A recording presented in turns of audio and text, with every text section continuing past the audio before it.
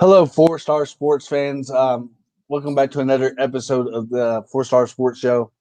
Today we have a special interview lined up that a lot of fans might remember this guest from during football season. We had him on the college football pick'em show. Kendall Guest joins us back. So Kendall Guest, welcome back to the show. What up? What up? Thank you for having me. It's an honor to be here, and can't wait to get this rolling. First of all, Kendall, there's a fan of ours that listens to the show All that right. has followed you throughout the years because he enjoys your football career and a little bit of your basketball career. Okay. His name is Oscar. So Oscar. Oscar, like Oscar the Grouch, right?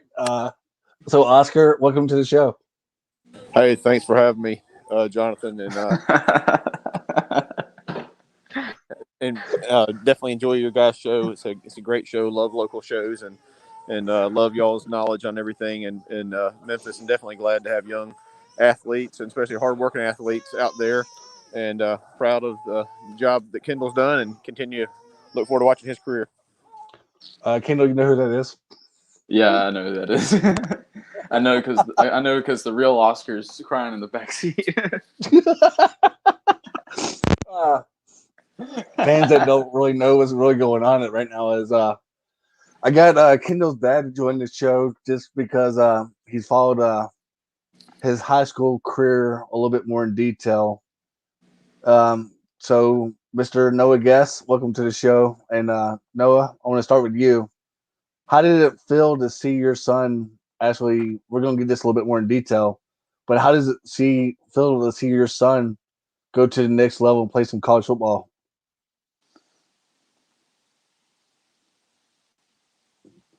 Noah. He's probably got a crying baby in the background. Yeah. But anyways, Kendall, while your dad's Hey, go ahead, Mr. Noah. sorry about that. I was talking away and didn't realize I had my mic on mute. No, it's a blessing. It's a blessing because me and his mom saw how hard that he worked, and so, you know, there's a lot of wonderful opportunities that he was given. He had a lot of people that invested in him, and that started out.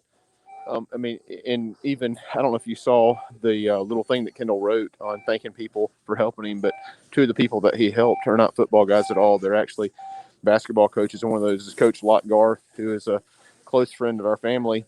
And Coach Garth has been coaching basketball for years, and he and I helped start the nonprofit called Brethren Basketball that reached out to a lot of the kids in Memphis for the last 10 years or so. And Coach Lott always had a special interest in Kendall. And it's funny because before he ever even touched the football, he was always like, "Man, Kendall's a football player." And but he's believed in Kendall since day one, and has always pushed him, encouraged him. And that's just one example of somebody that has given into Kendall. So, he did. He's been a lot of hard work, but it's also been a lot of people behind the scenes that have pushed him and loved him. I'm sure that you guys know Coach Tim Thompson, the legendary Melrose coach, and Coach Thompson has coached Kendall for the last 3 years in the off season, and that's been huge in his development. And Coach Thompson's also somebody that really believed in him and pushed into him. And then the former U of M running back Mario Robinson was also one of those guys that has encouraged him along his journey. And so we're really thankful for those people that have given back to him and have invested in him, and then Kendall's listened to him. And one last person that I'd like to mention is Coach Rob from Harding. He was a D3 basketball coach for many years, and came to Harding under Coach Eubanks as a strength and conditioning coach for Harding. And Coach Rob he's a boxer and he's a basketball guy, and and he's tough, hard nosed, doesn't put up with a whole lot of stuff. And the first time Kendall ever went to work out with him was at 6:00 in the morning at Harding one morning when Coach Rob first came to school, and Kendall was the only one that showed up. And he's consistently been one of those early morning guys before school, get up there, work out with Coach Rob. And Coach Rob has really pushed him and invested in him. And so that's been a huge blessing to our family and to Kendall particularly. But we're very thankful and proud of all the hard work. I mean, Kendall. So, how did it feel to see your dad be your assistant coach on the basketball point of view for the last 2 years as well at Harding? Like, what can he tell other athletes other than yourself about the game of basketball?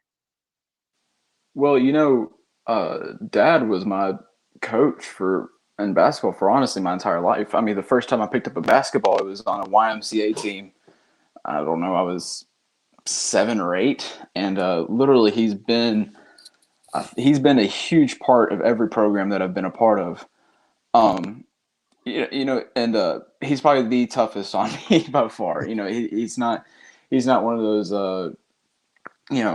He's doesn't give me anything for free, and it's just you got to work for it, and it's kind of the same as having any other coach. You just have a different connection.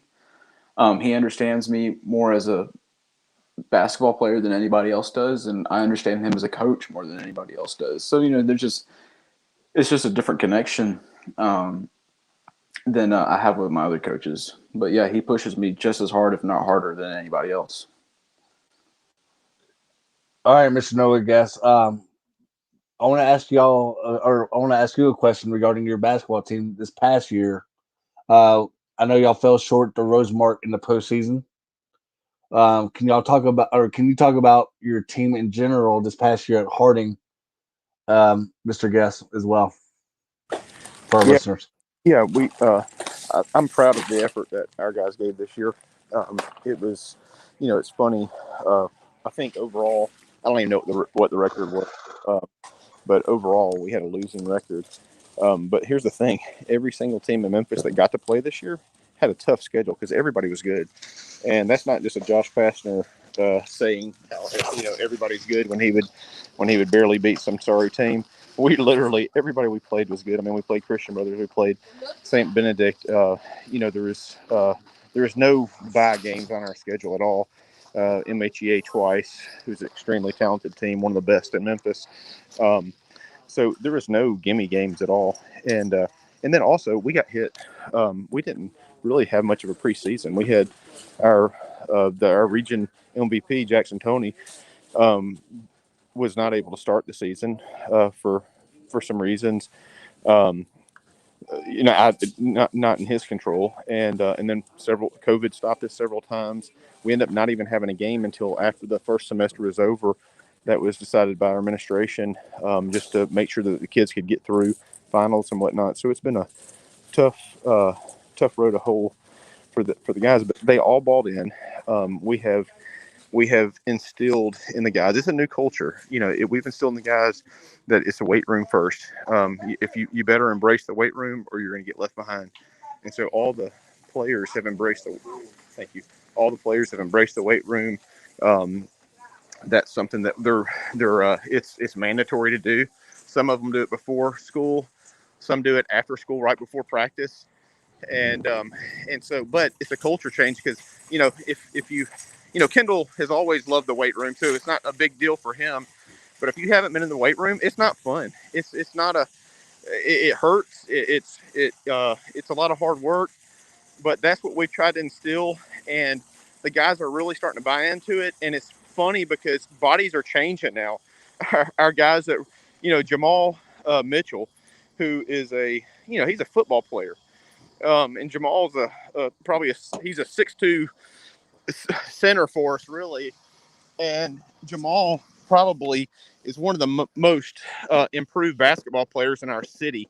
And and and all that really started in the weight room. And y'all keep an eye on Jamal because he'll probably uh, set some records this spring throwing and track. And so we're really proud of Jamal. And then Jackson Tony, the region MVP. The sky's the limit for him. He's a junior. DJ Richmond really came on strong. And DJ, someone that it was, the structure was an adjustment for him. And so he struggled at times. But DJ, we pushed him, and he always responded. And the sky's going to be the limit for him as well. Luke Campbell, a really good shooter.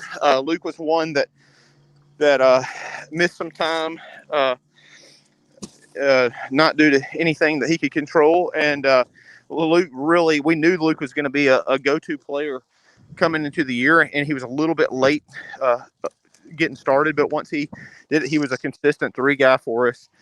And so, we have a really great core of those three juniors coming back. And then we also have Monte Williams, who is Monte's an athlete.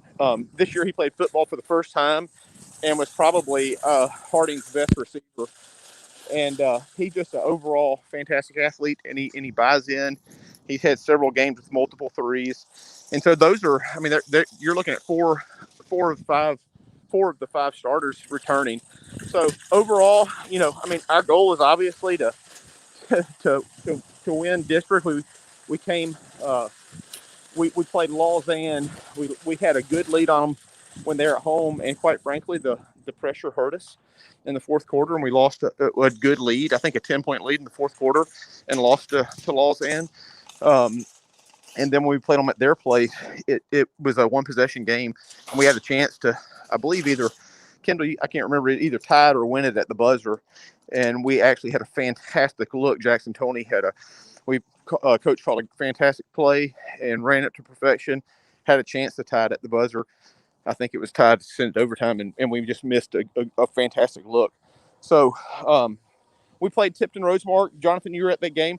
I thought we played them really tough for a couple of quarters. Obviously, their experience, was too much for us in the end, and they have a whole lot more talent. But we have some good guys that are returning, and we also have two really good freshmen that there's not a whole lot of freshmen that get a whole lot of playing time. And of course, these aren't the recruited freshmen of other teams. These are just regular good old boys that have worked hard.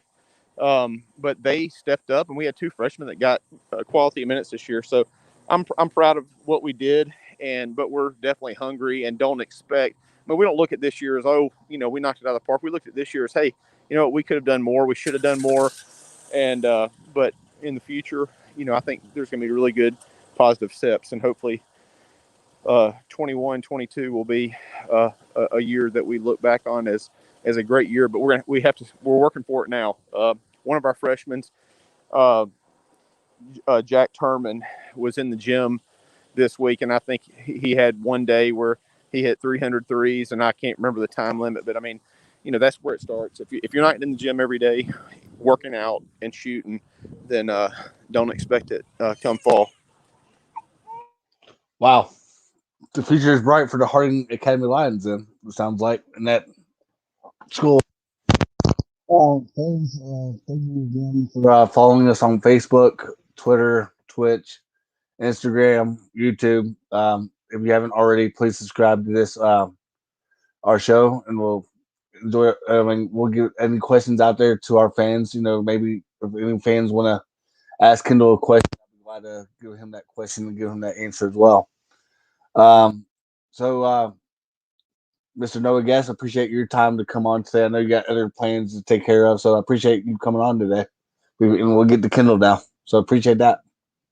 Yes, sir. Thanks, Jonathan. I didn't hear Wes. I'm not sure if he's tied up, but thanks to both of you guys. Enjoy it and keep up the good work. And we have and you can probably hear in the background, Kendall has a 3-month-old brother or 2-month-old brother, Mommy just told me.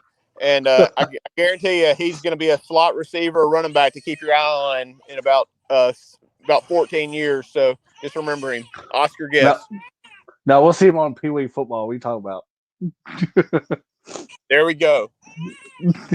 So I appreciate it, Mr. Noah. Kendall, where do we start with you, my friend? Your dad pretty much nailed it out of the ballpark regarding y'all's basketball team this year. Do you have any extra words that you want to say to your basketball teammates that might be watching? Well, I after the game, I think it may have been the next day, I texted them, that loss is always tough and it's always hard to talk about. But there's when you lose a district game, when you lose a close game like that, and your season's over, there's two ways you can go about it. And you can either take the next week off, or you can get your butt in the gym and go work out the next week. And the players that take off, they lack some mental toughness, and you have to have mental toughness. You have to go in there and you have to grind and you have to work and you have to get better. And it's hard. It's really hard. I had to do it last year and the year before that, and it's a tough situation. I did my job. I helped build a culture. I helped build a culture around the weight room. I helped build a hardworking, hard-nosed culture. Don't be afraid to take charges. Don't be afraid to get on the floor. Don't be afraid to get your hands dirty. Not the pretty stuff, not the stuff that is on the stat line, but I did my job, and those guys just need to get in the gym and keep working, and they are. I mean, they're going to be something. I'll be watching games next year, and they'll be hopefully state tournament bound. Kendall, we got a fan that listens to our show, and he's familiar with y'all's region a little bit because he helps out North Point just a little bit as well. He asked me to ask you who is the best player in the region. I'm guessing he's probably trying to say who's the best player that you have probably faced in your possible region in North Point and Rosemark and all of them. I mean, I would say my teammate Jackson Toney is the best player in the division, and I think one of the best players in Memphis. And I've had to guard him about every single day in practice, so that that gets tough. I think the kid from Timpton Rosemark that's going to Alex South Anderson. Alabama. I think it's South. Yeah, Alex. Yeah, Anderson. Alex He's the Anderson. best. I mean, he was the better player that we played that wasn't Jackson Toney. I mean, there were some other players that were good. There were some good teams. I know Lausanne had some studs. FACS definitely had some studs. We only played FACS once, and it was when we had 3 of our main players out. I don't remember much from the game, but yeah, I think Alex Anderson's the best by far, but Jackson Toney, I think, in my opinion, Jackson Toney's the best player in our district. The best player we face is Alex Anderson. Yeah, I'm guessing, a lot of people really don't know about your division at all with Harding, North Point, Lausanne, ECS. We had previous coaches on, like Coach Davis from Lausanne on our show. And to me, y'all's region does not get enough credit as it is because the talent, year in, year out, no matter if it's football or baseball, basketball. For example, Calvin Austin, now he's at Memphis, signing at Memphis. Mm-hmm. But and North Point's future looks bright as well at North Point regarding some of their basketball players as well. You know, I'm thinking a lot of also these coaches, have, like, for example, Division II, y'all's region has a lot of excellent coaches. Mm-hmm. From Coach Bray at North Point to Coach Davis at Lausanne to Coach D at FACS to your coach at or that's been a winter program. There's a lot of great coaches in that league in general because of great players. Like, for example, Cam Jones is going to Marquette. Like you said, Alex Anderson going to South Alabama. That league does not get enough appreciation out here. They always say, well, they always like choke or whatever in the postseason in the state tournament because they, like, for example, Timpton Rose and ECS both. Yeah. These regions, like, I'm having a hard time. I'm having a hard time hearing you right now.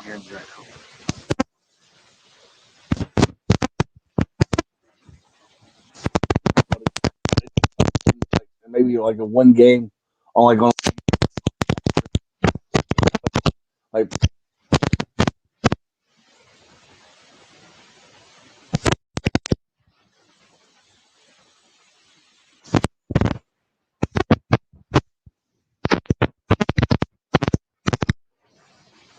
I can't hear you. There's some like feedback or something going on.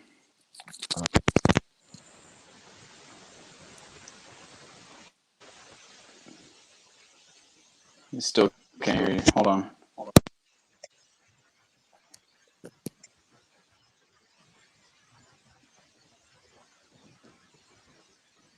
No.